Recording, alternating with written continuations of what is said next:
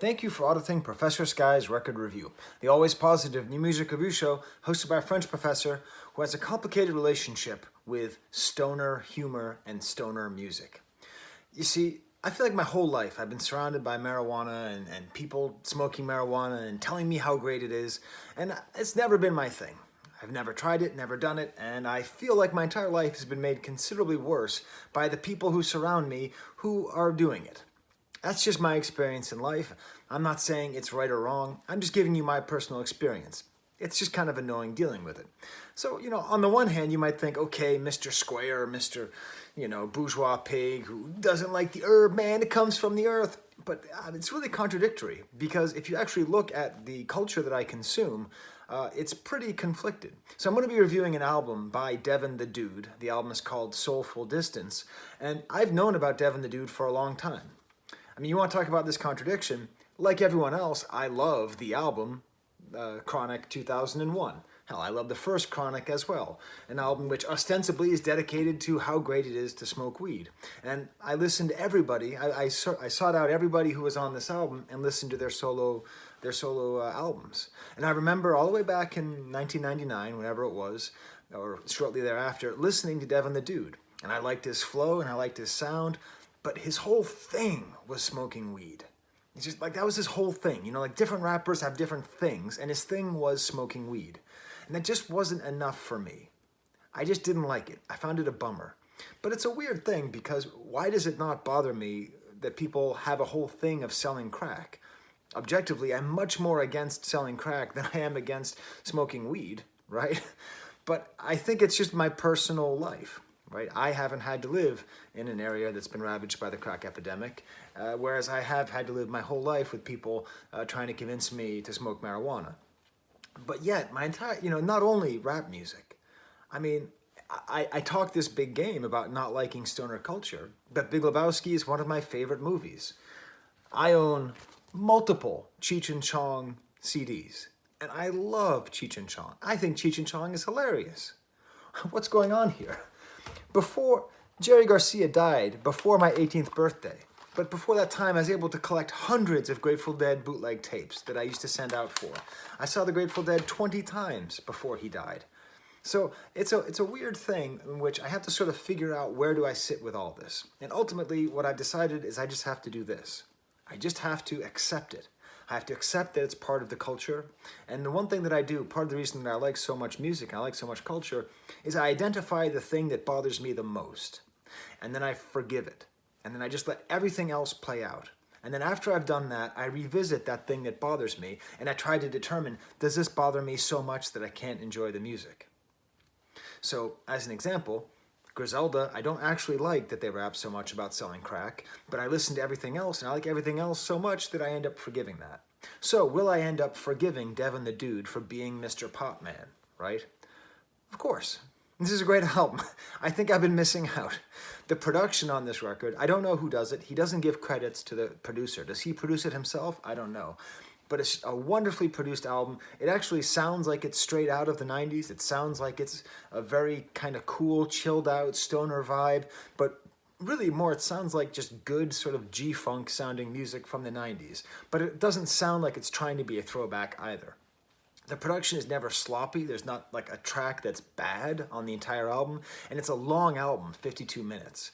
But mostly the reason why I enjoy this album, and I imagine the reason why so many people have asked me to review this, this is one of my most requested albums, and it's good to request an album multiple times or have multiple people request it because you might know my taste in music better than I do, right? Like there's a chance that having watched me, there's something I might have missed. And so when I saw this, when it came out a couple weeks ago, I just said, oh, pot guy, forget it.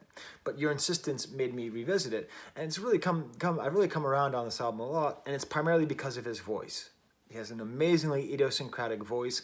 At times, he's so close to the microphone, you can hear that, like those sounds in his rapping. But he has this, I don't know if it's a southern drawl. I guess he's from Houston. I like Houston a lot. It's my favorite city in Texas.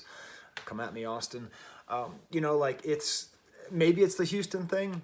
But whatever it is, he has a very, very particular voice that's very charming and that you can listen to very easily. The flow and the humor actually reminds me most of one of my favorite MCs of all time, Biz Markie. Now he's not quite as silly as Biz Markie, but he is quite funny.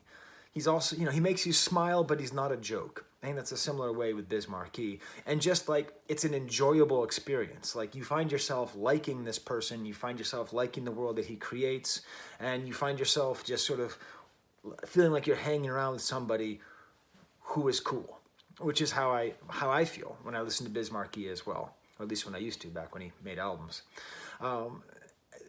A lot of these songs are about weed, but not all of them. A lot of these songs are gross sex songs. I don't. That's another genre of hip hop I don't care for, the extremely explicit sex songs. But neither of them take over the entire album. For the most part, it's just a clever album with little hints of absolute brilliance, like lyrical brilliance that is comedic but also meaningful. He particularly knows how to start a song.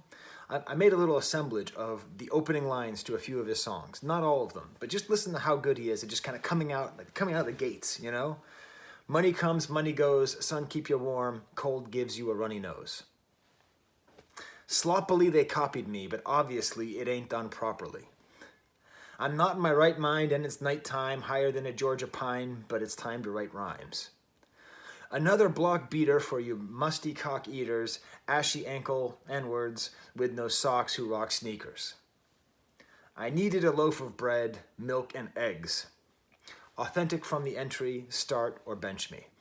He's doing a lot of these great sort of internal rhymes, like just kind of starting off the gate, like sort of like off kilter, like you're not really quite sure where he's going to get, where he's coming from. It's a very aggressive crow outside my window. Like you don't quite know where he's coming from, the way he starts, and it's always just this kind of like joy. Like it's like a good beat, and then he comes in with this great, joyfully interesting, engaging line. There is one track on this album which is spectacular. It is an awesome song, one of the best rap songs I've heard since I started doing this channel. I'm not going to use that as my example though. We'll get to that later in the review. Right now, I'm going to tell you the song to listen to get an idea of the style of Devin the Dude. I'll put a link to it up there, to each his own. It's not the best track on the album, but I think it's the best example of the album as a whole. A cool kind of like burpy soul sample, like a vocal sample in the background, very low key. I guess this is the stoner aesthetic of it being a very low-key song, bass-led with a little bit of guitar at the very end. But ultimately, much like for most of this album, the music is just a bed for the idiosyncratic voice.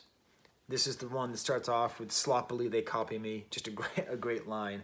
And the whole thing is like rapping about doing well in the recession. It's a song all about just being a successful rapper. And let me take a second to emphasize that there are not a lot of songs about being a successful rapper. Professor, that's not true. That's not true. It is true. There's a lot of songs about being very rich, about making a lot of money off of rap and having so many stacks on stacks. But songs that are just about being a successful rapper probably number in the tens, not in the hundreds. This is just, sometimes I gotta pinch myself to prove it's not a dream, how I'm surviving in this non-thriving economy, wishing its steak was on my plate, but for now it's ham, hock, and beans. So he's successful enough to be fed, but he's not rich, but he's happy in this place.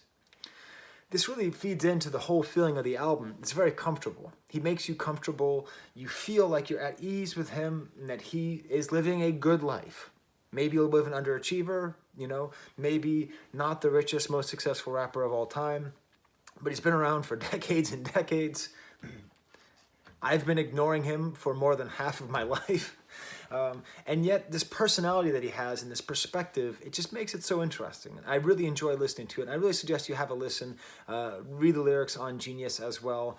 Just these more kind of just really agreeable lyrics. He even gets a little bit political, talking about economic inequality. It's got to be a monopoly. They want your hips, lips, whips, chips, dip, no apostrophe, kingpins, you and your friends, y'all try to be. A lot of it is about the failure of the American dream, but about how he's comfortable not winning. Like, he's not winning Monopoly. He's like the person, okay, so there's three kinds of people who play Monopoly. People who win and are impossible. People who win and lose, who are just fine. You know, they're into it. And then there's the third person who plays Monopoly, who doesn't really care. You know, they land on the they land on the little square, and they have to pay you, but they don't really care. They're not upset. They're not gritting their teeth. In the monopoly of American capitalism and the cutthroat nature of the record industry, Devin the Dude appears to be the guy who just doesn't care. That's like my daughter. My son and I are very competitive. When my daughter lands on something and she has to pay you $1,000, she does this little dance where she pays you. She's like 100, 200, 300, because she just doesn't care. She likes steak, but for now it's ham, hock, and beans. Although she's vegetarian, so she'd probably like, I don't know, lentil soup. So this is a great example of the humor that comes through. Even like the humor is a little bit infectious. Like I'm trying to be funny now. Put in the comments how successful I am. Probably not very successful. But still, you know, like just this atmosphere is able to create. But it's not a one-note album either. In fact, the album begins with the title track, Soulful Distance, which is very much like the album by Chromeo, which I reviewed last year. It's a soul song about how quarantine sucks. It's an extremely on-the-nose song that even kind of sounds like it's using some Daft Punk guitar, much like the way Chromeo would, but it's in a nice, unsettling way to start a rap album with a complete and total like 70s style soul song. Then we get to a proper rap song, Discouraged, with this cool rhyming voice, and he talks about just life and persevering. The song is called Discouraged, but it's actually a song of encouragement. Some great lyrics in here. Dick soft, still screaming, fuck the world. Great lyric. Like right there, okay? Think about your least favorite politician who is trying to do something terrible, but is unsuccessful at doing it, okay? So just imagine someone from a political party you don't like who's speaking in front of TV because what they really wanted to do was one thing and they couldn't do it. Just for now, for the rest of your life, you can just go, dick soft, still screaming, fuck the world. Great lyric. And a nice song too. Like again, part of the reason why this album is so nice is it's encouraging. Like it's telling you to do well. It's encouraging you to be that person who's playing Monopoly, who's like Devin and like my daughter. It just pays you and doesn't care, is just having fun with their friends. Then To Each His Own, which I've already discussed, and then Nothing Really, Just Chillin'. Great song title. Part of what makes his appeal so clear is he has these song titles that are often comedic and just conversational. Nothing Really, Just Chillin'. He even talks about the song being a jam to fill the album out. It seems as though he's actually like admitting that this is a filler song, but it's not really there. Just a great, chilled out track. One of my favorite lines too is when he talks about his success, okay? Because he is a successful rapper. He talks about it in very modest terms. Now I cop a box of chicken. I used to get a wing apiece. Do you want your cornbread? Man, you better go on ahead. Like that's it. That's how he knows he's made it, that he's getting cornbread. And realistically, just on a little tangent here, you know, they say that the optimal amount of money to make to be happy is like $75,000, right? If you make over that, the happiness index doesn't go up, right? So, like, you should be able to afford some cornbread. That's where you're happy. Like, get the avocado, get the cornbread, but not like, you know, buy an apartment building in Brooklyn, right? Jay-Z is not happy. Jay-Z would be probably happier if he only made $70,000 a year. Okay. Dr. Dre is probably not happy being the first billionaire in hip-hop. The next track is called My Left Nut Itches, which starts off with a skit. Thank you for bringing back the skit, okay? Skits are great. Hip-hop used to have... Okay, hip-hop started, and there were a few skits. De La Soul happened, there were too many skits. And then now we're back to not enough skits. A couple skits per album is quite nice. This starts off with some guy basically pranking someone, trying to get him to change his health insurance. Will you do anything for my left nut itches? Another great opening line here as well. It becomes sort of a kind of gross and funny sex song at points, but it's constantly interrupted by who I assume to be the producer saying, this isn't going to work. It's just like you can hear the chair of the producer getting like creaking as he says, this isn't going to work. It's kind of a funny way of showing the seams of the album. A very kind of West Coast vibe, again, that kind of G-Funk vibe, which gets even stronger with the next track, Just Riding By, ridiculously West Coast beat. Talking a little bit about his own lack of recognition, kind of vulgar and funny, doubles the voice like they do sometimes in G-Funk rap. Some forgettable guest appearances. In general, the guest appearances here are not great. They're fine. They're not bad, but they're not particularly great. I don't think they add much. Even Scarface, I love Scarface. Scarface, who did literally the best guest appearance of all time with Jay-Z. Even he isn't bringing that much to this project. I think, at least for me, when I listen to this, I just want to hear Devin wall to wall. I want to be in his weird cornbread world. His weird cornbread and weed world, okay? You don't have to do it to enjoy people who do it and hang around, right?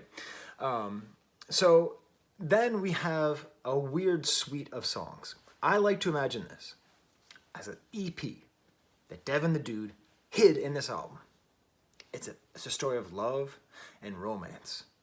It's a story about a love triangle between a boyfriend, a girlfriend, and the lover man, okay? In this story, Devin is going to play both roles of boyfriend, bad boyfriend, and lover man. You see, the boyfriend is mistreating the girlfriend, and this girlfriend is something special. This woman is the most beautiful, fascinating woman you've ever seen in your entire life. The boyfriend is mistreating her. The lover man is treating her right. So we start off with the first track, You Got No Time to Play, which is a complete love jam about this woman, this kind of unattainable woman.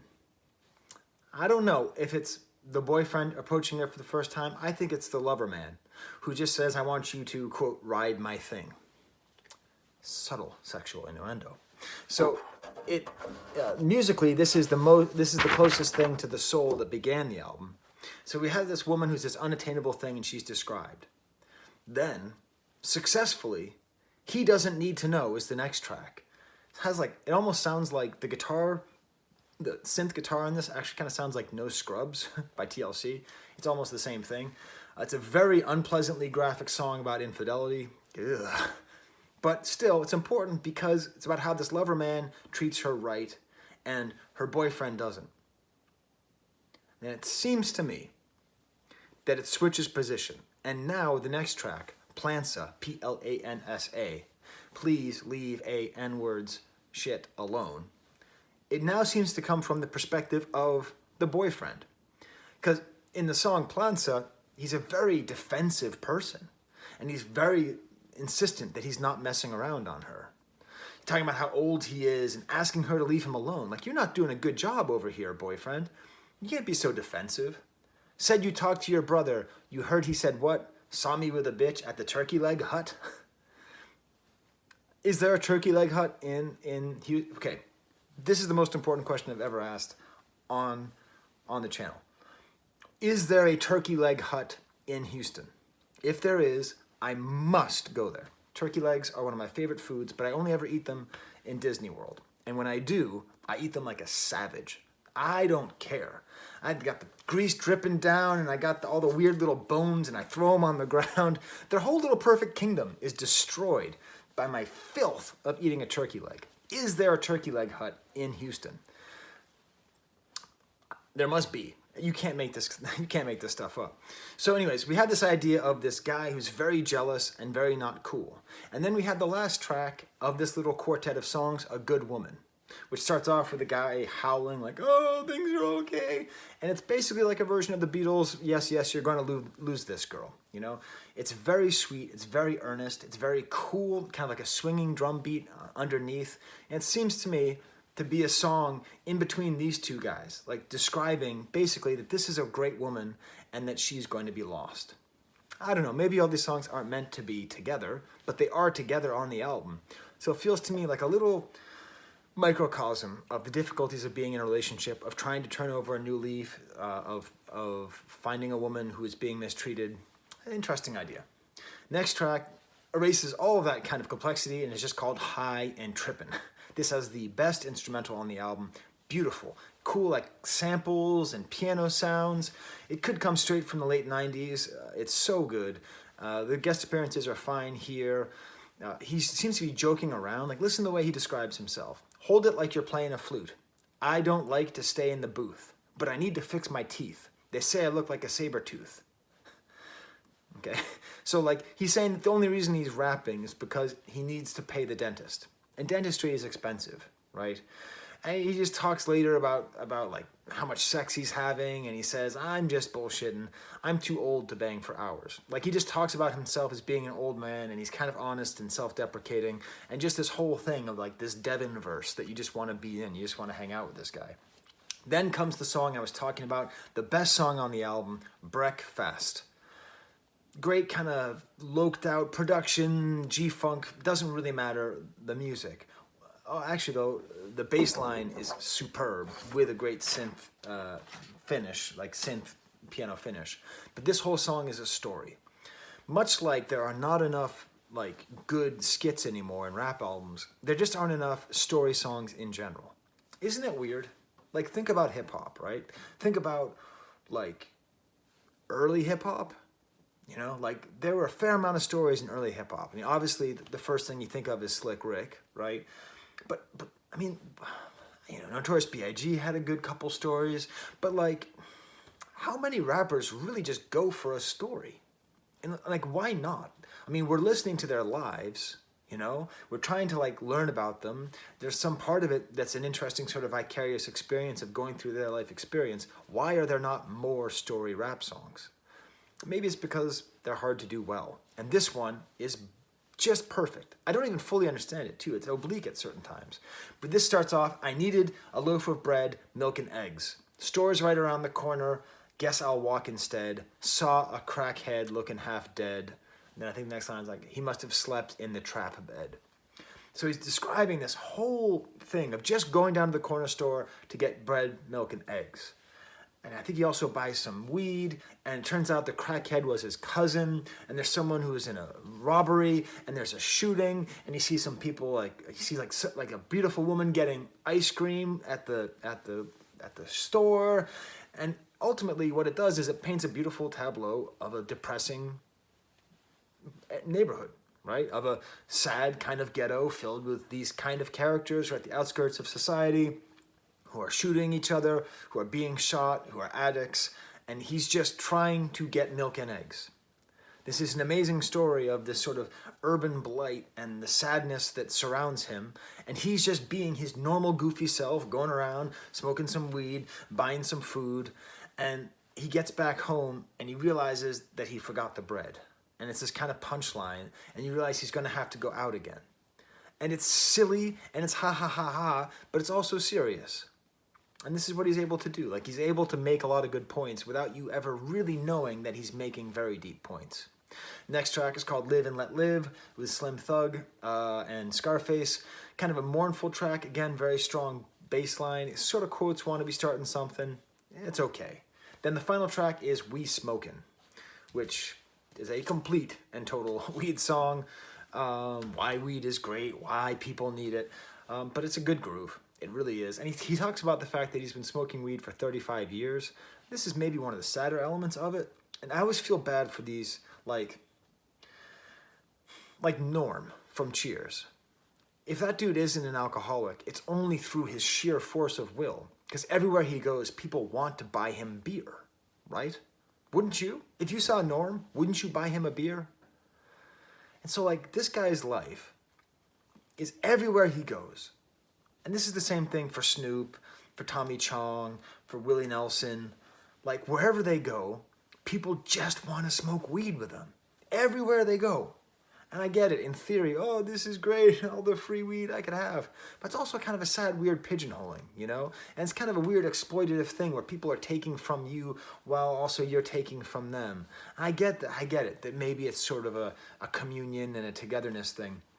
But it is kind of sad.